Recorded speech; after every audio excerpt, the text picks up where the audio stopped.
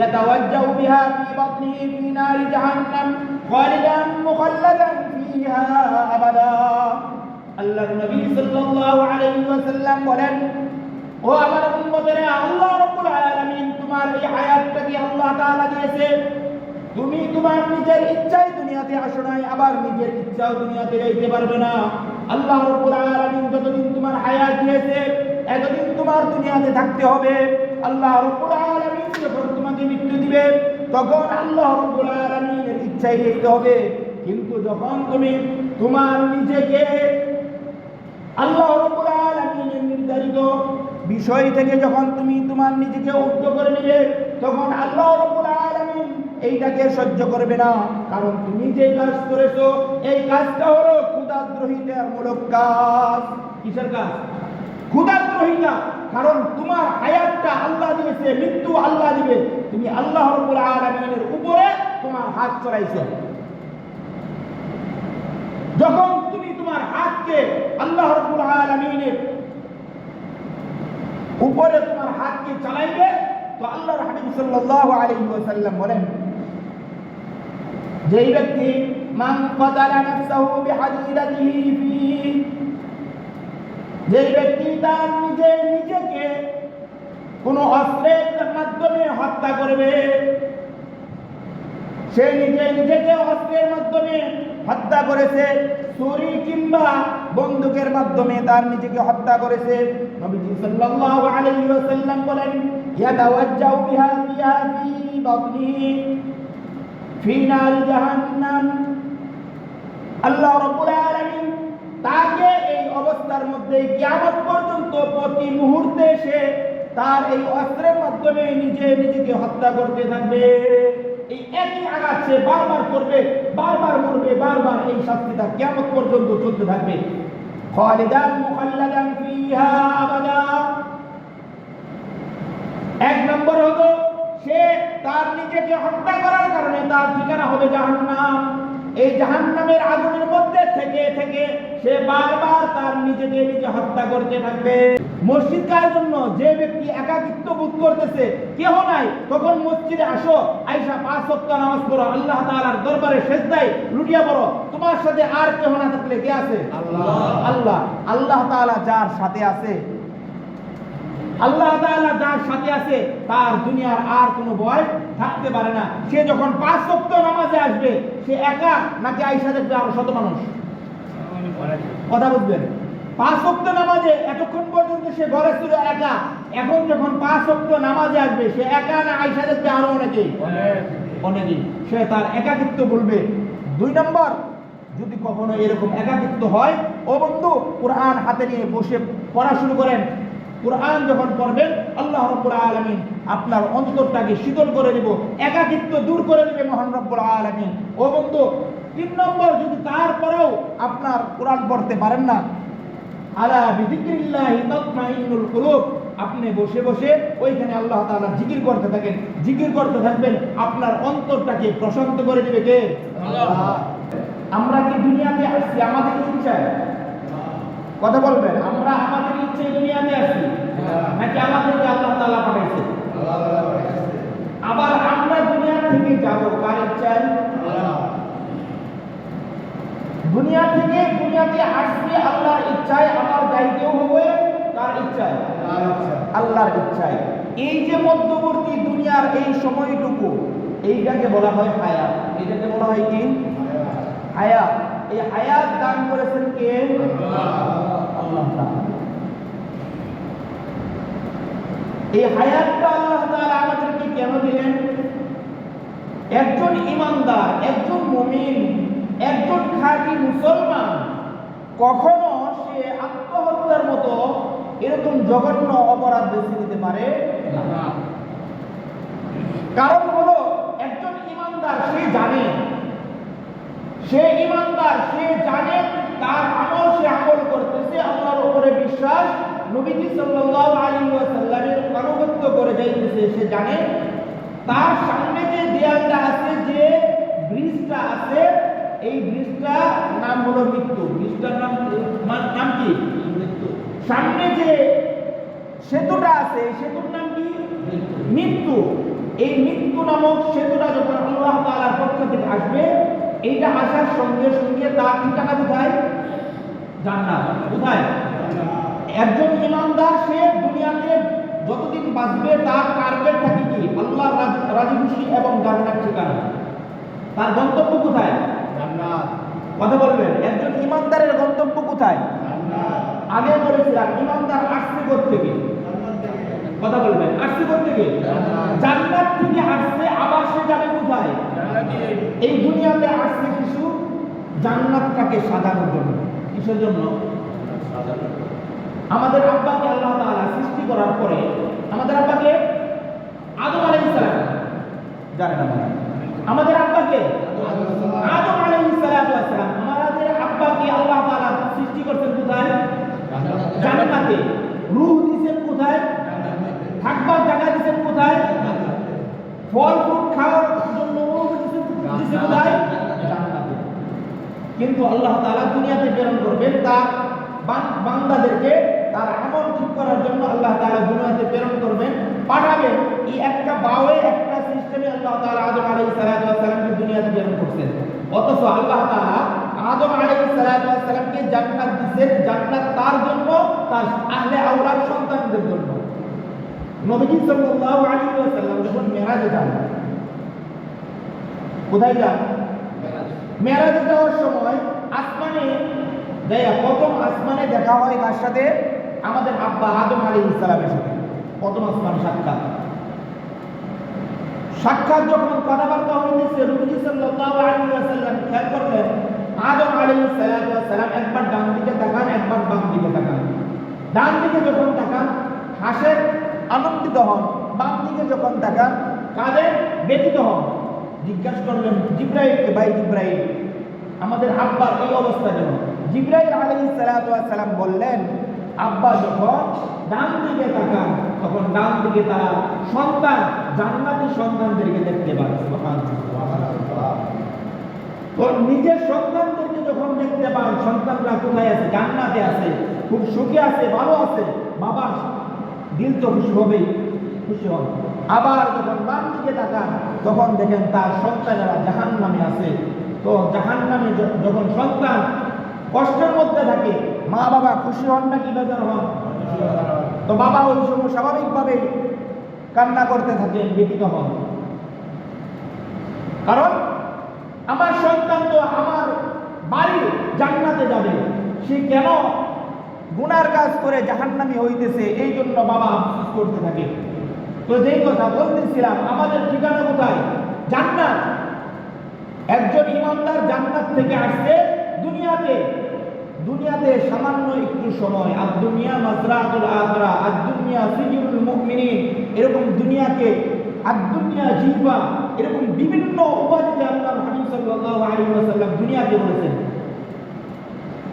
এক হাদিসে বলেছেন দুনিয়া জেলখানা মুমিনদের জন্য। কাদের জন্য? কথা বলবেন। ইমানদারদের জন্য দুনিয়া কি? জেলখানা। আরেক হাদিসে নবী সাল্লাল্লাহু আলাইহি ওয়াসাল্লাম বলেন এই দুনিয়াটা হলো আবর্জনায় ঢাকা। কিসে? ময়লার স্তূপ, ময়লার স্তূপ। আর দুনিয়া জিহ্বাত ওয়া তালিবুহা কিলাব। আল্লাহর হাবিব সাল্লাল্লাহু আলাইহি ওয়াসাল্লাম বলেন এই পৃথিবীটা হলো ময়লার স্তূপে ভরা। আর এই দুনিয়াকে যারা আকৃষ্ট করতে চায় তাদেরকে কুকুরের সাথে তুলনা করেছেন। ওয়া তালিবুহা কিলাব, যারা এই দুনিয়াকে তালাশ করে এই দুনিয়ার পিছনে বেঁচে থাকে তারা কুকুর।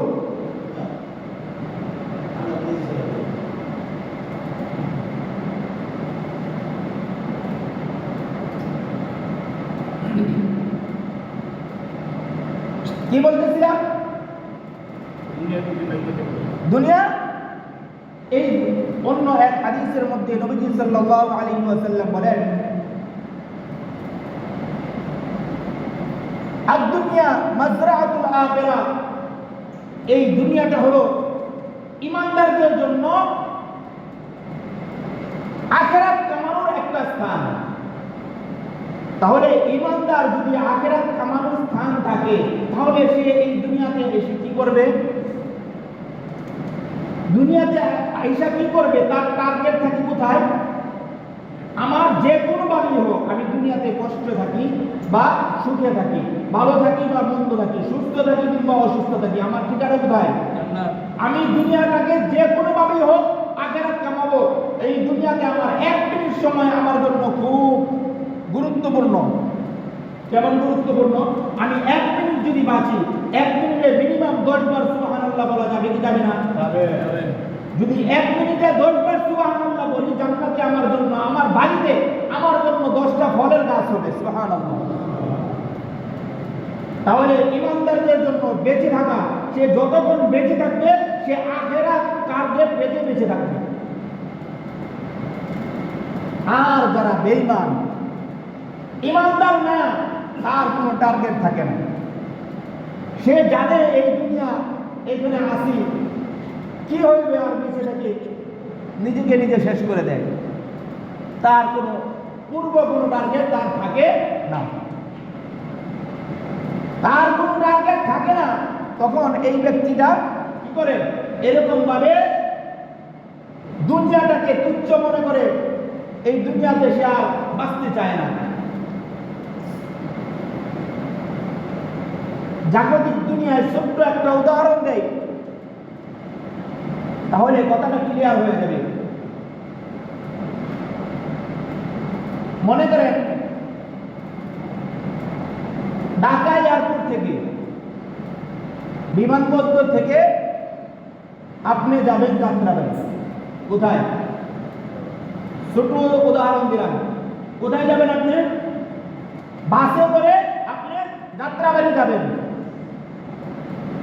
আপনি যাওয়ার পরে ওইখানে যে বাসে যাবেন, আপনি চিন্তা করেন ভালো একটা বাস যদি পাই, এই ভালো বাসে আমি যাত্রাবাড়ি যাব, যাতে আরামসে বসতে পারি, সুন্দরভাবে বসতে পারি।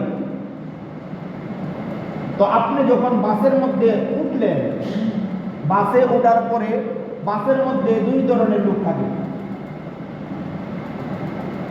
আপনি যে গাড়িতে উঠলেন বাসে, এই বাসের মধ্যে কয় ধরনের লোক? দুই ধরনের লোক। একজন হলো প্যাসেঞ্জার, আরেক শ্রেণী হলো কি? ড্রাইভার, কন্ট্রাক্টর, শ্রমিক। আপনি বাসে ওঠার পরে যারা যাত্রী থাকে, যাত্রীরা বাসে ওঠার পরে তাদের চিন্তা থাকে কি আরামসে যাতে বসতে পারি, সুন্দরভাবে বসতে পারি, এ তাদের টার্গেট থাকে।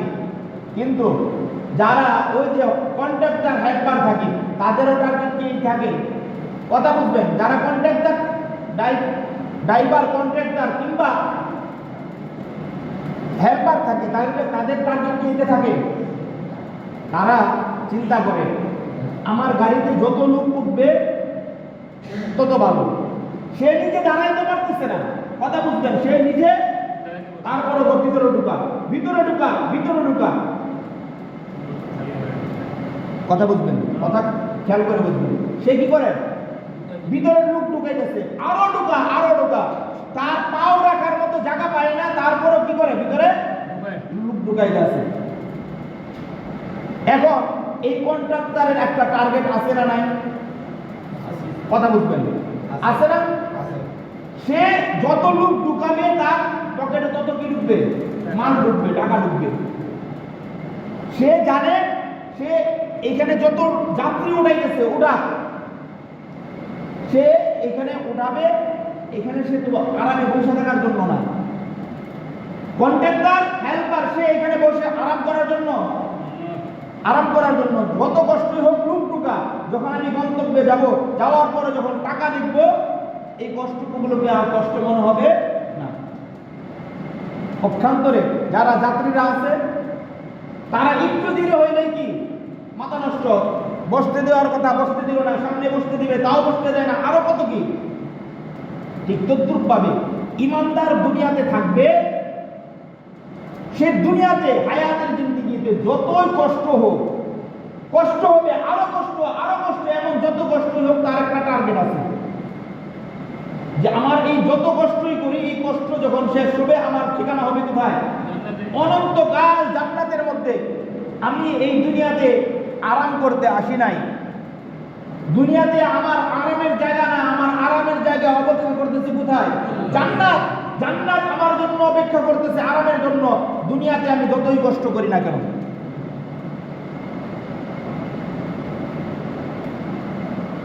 এই চিন্তাধারা ইমানদারের যখন থাকবে, কোন ইমানদার সে তার নিজেকে নিজে হত্যা করতে পারবে না। সে জানে তার প্রত্যেকটা সেকেন্ড, মিনিট, ঘন্টা, দিন, মাস, বৎসর তার প্রত্যেকটাই মূল্যবান।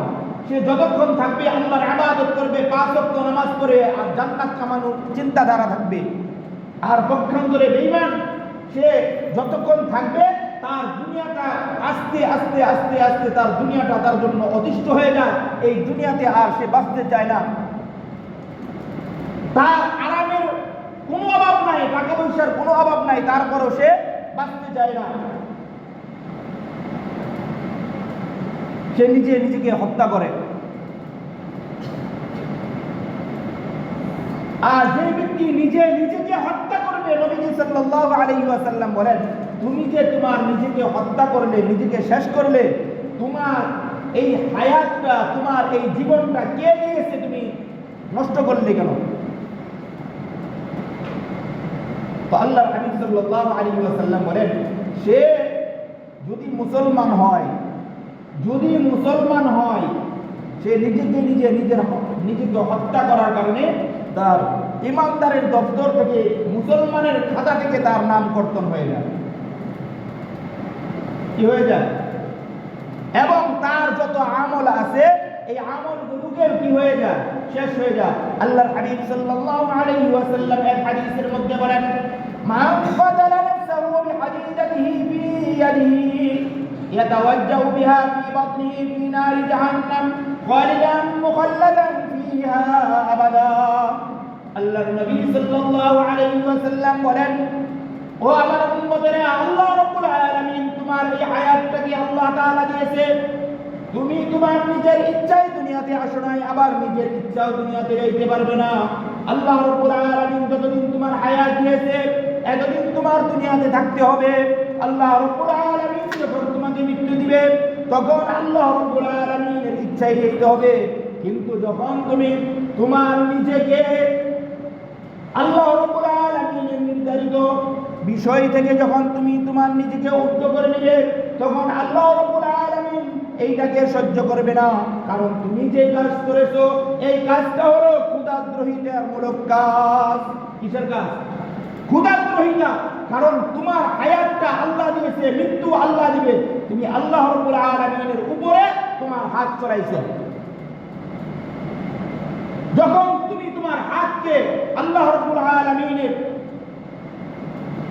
উপরে তোমার হাতকে চালাইবে, তো আল্লাহর হাবিব সাল্লাল্লাহু আলাইহি ওয়াসাল্লাম বলেন, যেই ব্যক্তি মান কাতালা নাফসাহু বিহাদিদাতিহি ফি, যেই ব্যক্তি তার নিজেকে কোন অস্ত্রের মাধ্যমে হত্যা করবে, সে নিজেকে অস্ত্রের মাধ্যমে হত্যা করেছে, ছুরি কিংবা বন্দুকের মাধ্যমে তার নিজেকে হত্যা করেছে। নবীজি সাল্লাল্লাহু আলাইহি ওয়াসাল্লাম বলেন, ইয়াতাওয়াজ্জাহু বিহা ফি বাতনিহি ফি নার জাহান্নাম। আল্লাহ রাব্বুল আলামিন তাকে এই অবস্থার মধ্যে কিয়ামত পর্যন্ত প্রতি মুহূর্তে সে তার এই অস্ত্রের মাধ্যমে নিজেকে হত্যা করতে থাকবে। এই একই আঘাত সে বারবার করবে, বারবার মরবে, বারবার এই শাস্তি তার কিয়ামত পর্যন্ত চলতে থাকবে। খালিদান মুখাল্লাদান ফিহা আবাদা। এক নম্বর হলো, সে তার নিজেকে হত্যা করার কারণে তার ঠিকানা হবে জাহান্নাম। এই জাহান্নামের আগুনের মধ্যে থেকে থেকে সে বারবার তার নিজেকে নিজে হত্যা করতে থাকবে। তার যে জাহান্নাম তার ঠিকানা, ওই ঠিকানা এমনিতে তো আগুন সহ্য করার মতো, জাহান্নামের আগুন সহ্য করার মতো না। ওই জাহান্নামের আগের মধ্যে সে থাকবে এবং ওইখানে থেকে সে যে অস্ত্র দিয়ে নিজেকে হত্যা করেছে, এইটা দিয়ে প্রতি মুহূর্তে নিজেকে হত্যা করতে থাকবে। এই তার প্রথম শাস্তি। আল্লাহর হাবিব সাল্লাল্লাহু আলাইহি ওয়াসাল্লাম বলেন, খালিদান মুখাল্লাদান ফিহা আবাদা। তার এই হত্যার শাস্তি কতদিন পর্যন্ত চলবে? নবীজি বলেন ততদিন পর্যন্ত যাবে, আবাদান আবাদা পর্যন্ত, অনন্তকাল পর্যন্ত, অনন্তকাল পর্যন্ত তার শাস্তি, সে জাহান্নামের মধ্যে থাকতেই থাকবে, ভুগতেই থাকবে। ও বন্ধু, আল্লাহর হাবিব সাল্লাল্লাহু আলাইহি ওয়াসাল্লামের একজন সাহাবী নবীজি সাল্লাল্লাহু আলাইহি ওয়াসাল্লাম উপস্থিত, মুসলিম শরীফের হাদিস। কোন এক রণাঙ্গনে, কোন এক যুদ্ধের মধ্যে আল্লাহর হাবিব সাল্লাল্লাহু আলাইহি ওয়াসাল্লাম কাফের মুশরিকদের সাথে লড়াই চলতেছে, যুদ্ধ চলতেছে। এক পর্যায়ে সারাদিন যুদ্ধ করার পর, সারাদিন জিহাদ করার পর মুসলমানদেরকে নবীজি সাল্লাল্লাহু আলাইহি ওয়াসাল্লাম নির্দেশ দিলেন, ও মুসলমান, সন্ধ্যা হয়ে গেছে, চলো প্রত্যেকেই তাঁবুর মধ্যে চলে যায়। সকল সাহাবায়ে কেরাম তাঁবুর মধ্যে চলে আসলেন। অপরদিকে কাফেররাও তাদের তাঁবুতে চলে গেল। নবীজি সাল্লাল্লাহু আলাইহি ওয়াসাল্লাম সাহাবায়ে কেরামদেরকে নিয়ে বসা। একজন ব্যক্তি আয়েশা বলতেছে, ইয়া রাসূলুল্লাহ, ইয়া হাবিবাল্লাহ, আজকে আমাদের মধ্যে এমন একজন বীর মুজাহিদকে পেয়েছি, যে রণাঙ্গনের মধ্যে যুদ্ধ করেছে এবং শত্রুকে কচু কাটা করেছে। তার সামনে যদি একজন আসতো, ওই একজনকে হত্যা করতো, জাহান্নামে পাঠাইতো। যদি একটা দল আসতো, 10 জন, 15 জন, 20 জন আসতো, 20 জনকে হত্যা করতো। এরকম ভাবে বীর বিক্রমে সে জিহাদ করেছে। ইয়া রাসূলুল্লাহ, সে যেই পরিমাণ কাফের মুশরিকদেরকে হত্যা করেছে, আজকে মনে হয় আমাদের মধ্য থেকে যারা সবচেয়ে বেশি আমল পেয়েছে, নেক আমল পেয়েছে, আমাদের মধ্যে ওই ব্যক্তি সবচেয়ে বেশি নেক আমল হবে।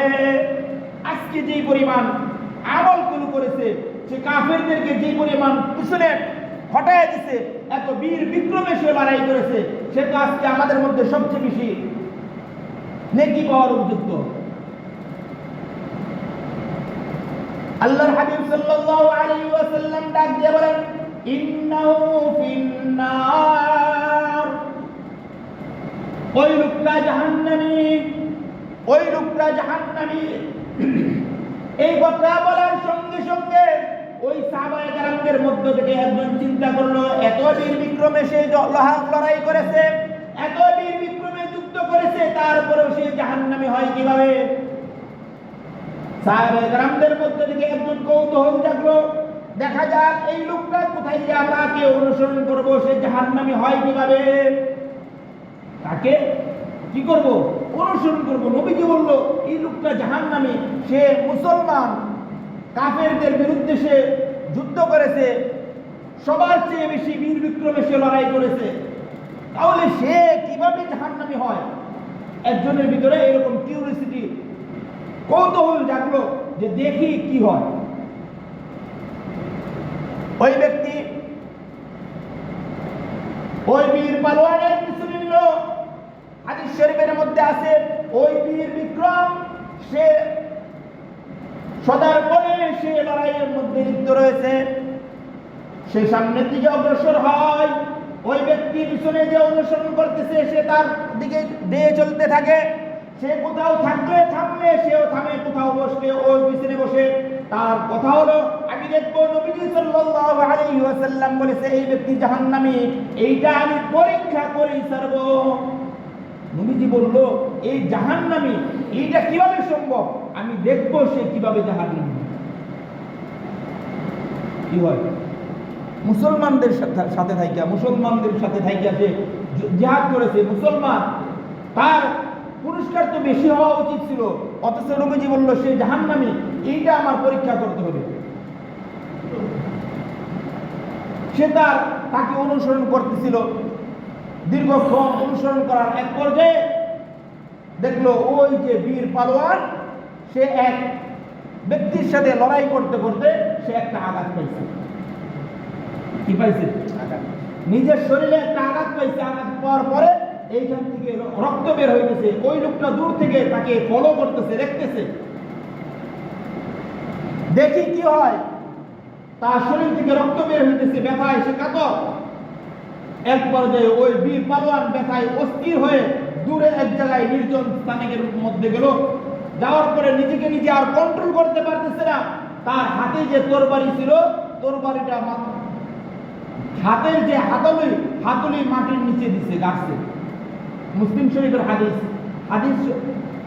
তার হাতে যে তরবারি কোথায় গেছে? মাটির। কিভাবে? তরবারির মাথাটা উপর দিকে, হাতুলি নিচের দিকে দিয়া করার পরে ওই লোকটা পিছনে ফলো করতেছে, দেখতেছে সে দিকে কি করে।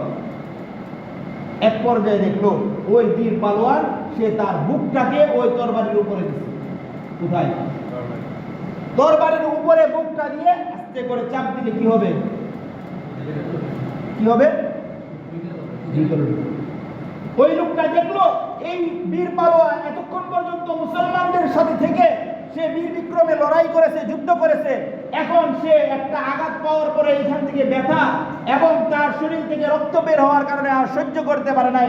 শেষ পর্যন্ত আয়েশা তরবারিটা নিচে দিয়ে তার নিজেকে এই তরবারির মাধ্যমে শেষ করে দিয়েছে। ওই যে ব্যক্তি যে পিছনে দিকে আসছিল, নবীজি বলছিল যে এই লোকটা জাহান্নামী, সেই কথা শোনার পরে তাকে ফলো করছিল, দৌড়ে গেছে নবীজি সাল্লাল্লাহু আলাইহি ওয়াসাল্লামের কাছে, যা বলতেছে ইয়া রাসূলুল্লাহ, ইয়া হাবিবাল্লাহ, আশহাদু আন্নাকা মুহাম্মাদুর রাসূলুল্লাহ। ও আল্লাহর রাসূল, আমি সাক্ষ্য দিতেছি আপনি ছাড়া আর আপনি আল্লাহ রাব্বুল আলামিনের একমাত্র পয়গম্বর, প্রেরিত পয়গম্বর। আমি এই সাক্ষ্য আপনার সামনে দিতেছি। নবীজি সাল্লাল্লাহু আলাইহি ওয়াসাল্লাম অবাক হয়ে বলল, ব্যাপার কি? তুমি তো পূর্বে থেকেই মুসলমান, আবার নতুন করে তুমি আমাকে সাক্ষী দিতে হবে কেন? ওই সাহাবী বলতেছে, ইয়া রাসূলুল্লাহ, আপনি বলেছিলেন ওই ব্যক্তি জাহান্নামী যে বিক্রমে যুদ্ধ করতেছিল। ইয়া রাসূলুল্লাহ, আপনার এই কথা শোনার পরে আমি মানতে পারতেছিলাম না, আমি তাকে ফলো করা শুরু করলাম কিভাবে জাহান্নামী হয়।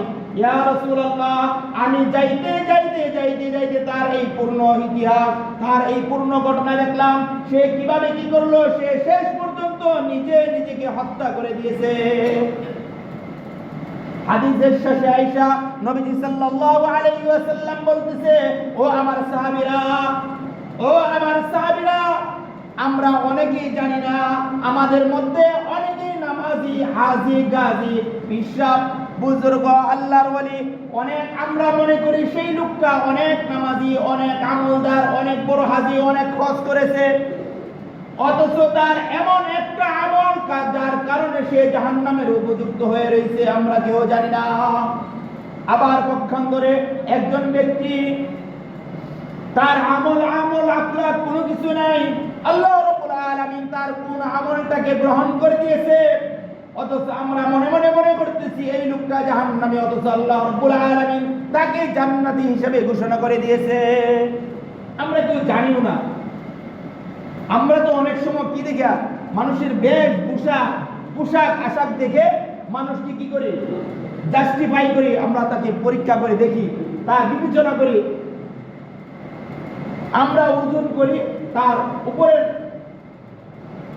বাহ্যিক অবস্থা দেখে তার বিচার করি, অথচ আল্লাহ রাব্বুল আলামিন তার অভ্যন্তর, তার অন্তরের ভিতরে কি আছে, এইটা মহান রব্বুল আলামিন জানেন।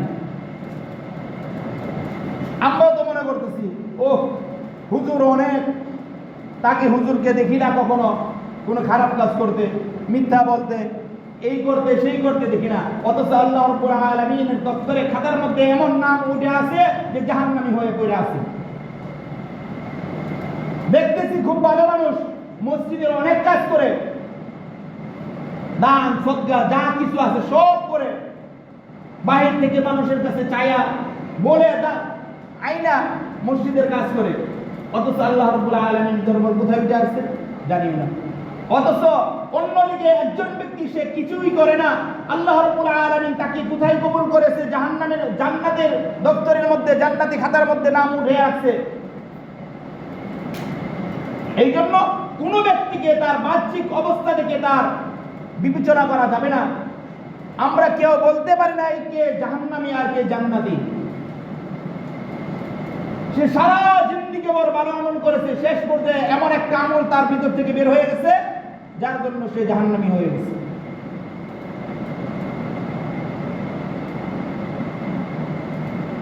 মুহতারাম হাজিরিন, সম্মানিত উপস্থিতি, আল্লাহর হাবিব সাল্লাল্লাহু আলাইহি ওয়াসাল্লাম যে হাদিস বলেছিলেন, যেই ব্যক্তি যেই অস্ত্রের মাধ্যমে তার নিজেকে হত্যা করবে, আল্লাহ রাব্বুল আলামিন ওই ব্যক্তিকে কিয়ামত পর্যন্ত তাকে এইভাবে শাস্তি দিতে থাকবে। আল্লাহর হাবিব সাল্লাল্লাহু আলাইহি ওয়াসাল্লাম বলেন, মান তারাদ্দা মিন জাবালি কাতলি নাফসিহি, কোন ব্যক্তি পাহাড়ের উপরে উঠে ওই পাহাড়ের চূড়া থেকে লাফ দিয়ে সে আত্মহত্যা করেছে, নবীজি সাল্লাল্লাহু আলাইহি ওয়াসাল্লাম বলেন, ফাহুয়া ফি নারি জাহান্নাম ইয়াতারাদ্দা ফিহি খালিদান মুখাল্লাদান ফিহা আবাদা, এই ব্যক্তিটা কিয়ামত পর্যন্ত তাকে মহান রব্বুল আলামিন এরকম জাহান্নামের আগুনের মধ্যে রেখে ওই পাহাড় থেকে পরে নিক্ষিপ্ত হয়ে মৃত্যুবরণ করলে যে শাস্তি হবে, এরকম কষ্ট তাকে কিয়ামত পর্যন্ত মহান রব্বুল আলামিন দিতে থাকবে। কিয়ামত পর্যন্ত এই শাস্তি হইতেই থাকবে, হইতেই থাকবে। কারণ এই জীবনটা আল্লাহ রাব্বুল আলামিনের দেওয়া, আল্লাহ তাআলার দেওয়া এই জীবনটাকে একমাত্র আল্লাহর জন্যই ব্যয় করতে হবে। অনেক সময় আমরা অনেক ডিপ্রেশনে ভুগে মানুষ টেনশন পেরেশানি বিভিন্ন কাজের কারণে সে কি হয়, সে নিজেকে আর কন্ট্রোল রাখতে পারে না, কি করে আত্মহত্যা করে, কি করে না, সংসারের চাপে, অর্থের চাপে, ঋণের চাপে কিংবা যে কোনো কারণে হোক সে নিজেকে শেষ করে দেয়। আরে ভাই, এই লোকটা যে সে তার নিজেকে শেষ করলো, সে তার নিজেকে সে নিজে দুনিয়াতে আনে নাই, তাহলে কিসের জন্য তুমি নিজের ইচ্ছায় আসো নাই, তাহলে কিসের জন্য তুমি তোমার নিজেকে হত্যা করলে? পারবে একটা জীবন তুমি তৈরি করতে?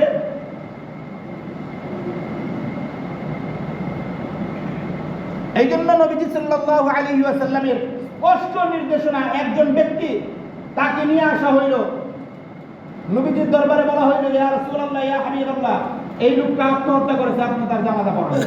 কি পড়ান? কথা বুঝেন না? একজন ব্যক্তি, নবীজির জমানায় একজন ব্যক্তি আত্মহত্যা করছে। আল্লাহর হাবিব সাল্লাল্লাহু আলাইহি ওয়াসাল্লামের কাছে আয়েশা বলতেছে, ইয়া রাসূলুল্লাহ, এই লোকটা আত্মহত্যা করেছে, তার জানাজা পড়ান। আচ্ছা, যেই লোকটা জানাজার পড়াইতে বলছে, এই লোকটা কাফের না মুসলমান? বাহ্যিকভাবে কোনটা? কোনটা? মুসলমান। মুসলমান দেখেই তো তার জানাজার প্রয়োজন হয়েছে। কথা বুঝে না? সে মুসলমান, এই জন্য তো জানাজার প্রয়োজন হয়েছে। মুসলমান না হলে জানাজার প্রয়োজন পড়তো? মুসলমান না হলে তার জানাজার প্রয়োজন পড়তো না। নবী সাল্লাল্লাহু আলাইহি ওয়াসাল্লামের কাছে আয়েশা যখন বলছে, ইয়া রাসূলুল্লাহ, সে তো তার মৃত্যুর এই ঘটনা এখন তো নিয়ে আসছে, জানাজা উপস্থিত, জানাজা পড়ান। আল্লাহর হাবিব সাল্লাল্লাহু আলাইহি ওয়াসাল্লাম বলেন, না, আমি এই লোকটার জানাজা পড়াবো না। তোমাদের মধ্যে যে লোকটা একদম নিম্নমানের যে ব্যক্তি আছে, সে তার জানাজা পড়াবে। যেহেতু মুসলমান, এখন একভাবে তো তাকে কবরে রাখতেই হবে, একভাবে তো কবরে রাখতেই হবে। সুতরাং প্রসিদ্ধ কোন সাহাবী নবীজি এই জানাজা অংশগ্রহণ করেন নাই। এখন আপনাদের মধ্যে অনেকে এরকম প্রশ্ন থাকতে পারে, তাহলে হুজুর, নবীজি সাল্লাল্লাহু আলাইহি ওয়াসাল্লাম জানাজা পড়ে নাই, আমরা কি জানাজা ছাড়া এই লোকটাকে কবর দিব? বলে না, জানাজা ছাড়া আপনারা কবর দিবেন না। আপনাদের মধ্যে থেকে একজন ইমাম হয়ে জানাজা পড়াই হয়ে যাবে। তার মৃত্যুটা যেমন, জানাজাটা এমনই হওয়া উচিত। মৃত্যুটা যেমন, জানাজা এমনই হওয়া উচিত। কোনো মতো চারটা তাকবীর দিয়ে তাকে কবরে রাখা, সে তো ক্ষুধাদ্রোহী। এমন ক্ষুধাদ্রোহী, আবার তার উপরে কিসের এত মায়া যে নিজেকে নিজে হত্যা করে সে আর যাই হোক, সে আল্লাহ তাআলার প্রিয় বান্দা হইতে পারে না। মুহতারাম হাজিরিন, যে কথা বলতেছিলাম, এই আত্মহত্যার মতো জঘন্য অপরাধ থেকে আল্লাহ রাব্বুল আলামিন আমাদেরকে হেফাজত করুন। এই আত্মহত্যা করার এই যে একটা প্রেরণা আসে থেকে, অনেক সময় একাকিত্বের কারণে মানুষ কি করে, আত্মহত্যা করে। আমরা বেশ কিছুদিন আগেও এমন একটা সংবাদ পাইছি, এক ব্যক্তি নিজের সিকিউরিটির জন্য লাইসেন্সধারী অস্ত্র, বন্দুক না পিস্তল, কি বলে, বন্দুক কি বলে, পিস্তল, লাইসেন্সধারী, সে তার রুমের ভিতরে তার টাকা পয়সার অভাব নাই। ধানমন্ডির মতো একটা বাড়ি, ধানমন্ডি বাড়ির সন্তান একটা থাকে বিদেশে, লন্ডনে না কোথায় থাকে, ঘরের ভিতরে তালা লাগাইয়া সব বন্ধ করে লাইভে আইসা নিজের মাথার মধ্যে অস্ত্র চালাইছে। বেশ কিছু বছর আগে হয়তো এটা হয়েছে। ওই সময় পুরা দেশ তুলপার হয়ে গেছে তাকে নিয়ে। কেন ভাই? তার তো কোনো কিছু অভাব ছিল না। অভাব ছিল টাকা পয়সা, অর্থ, করি, কোনো কিছুর অভাব ছিল না। কিন্তু তারপরে এমন কাজ কেন করলো? কারণ একাকিত্বের কারণে। ও বন্ধু, কোনো ব্যক্তি যখন সে একাকিত্ব বোধ করে, তার জন্যই তো মসজিদ। তার জন্যই কি মসজিদ? কার জন্য? যে ব্যক্তি একাকিত্ব বোধ করতেছে, কেহ নাই, তখন মসজিদে আসো, আইসা 5 ওয়াক্ত নামাজ পড়ো, আল্লাহ তাআলার দরবারে সেজদায় লুটিয়া পড়ো। তোমার সাথে আর কেহ না থাকলে কে আছে? আল্লাহ।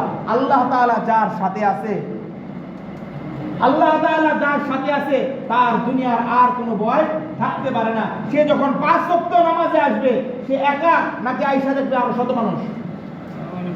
কথা বুঝবেন? 5 ওয়াক্ত নামাজে এতক্ষণ পর্যন্ত সে ঘরে ছিল একা, এখন যখন 5 ওয়াক্ত নামাজে আসবে, সে একা না আইসা দেখবে আরো অনেকেই? অনেকেই। সে তার একাকিত্ব বলবে। 2 নম্বর, যদি কখনো এরকম একাকিত্ব হয়, ও বন্ধু, কোরআন হাতে নিয়ে বসে পড়া শুরু করেন।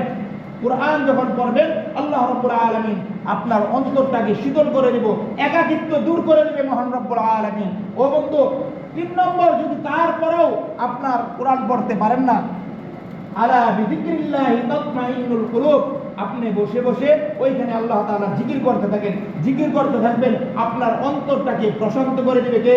আল্লাহ। মুহতারাম হাজিরিন, আল্লাহ রাব্বুল আলামিন আজকের যে আলোচ্য বিষয়, নবীজি সাল্লাল্লাহু আলাইহি ওয়াসাল্লাম যেই সমস্ত সতর্কবাণী এই আত্মহত্যাকারীর জন্য করেছে, আল্লাহ তাআলা আমাদের সকলকে এই সমস্ত চিন্তা চেতনা থেকে আল্লাহ তাআলা হেফাজত করুন। বলে আমিন। জোরে বলে আমিন। এমন চিন্তাও যাতে আমাদের অন্তরে না আসে। যখনই আসবে, আমরা চলে আসবো মসজিদের মধ্যে, সাজদায় লুটিয়ে পড়বো, আল্লাহ, দুনিয়াতে আমার কেউ নাই, তুমি তো আছো, তুমি আমাকে প্রেরণ করেছো, তুমি আমার সহায়।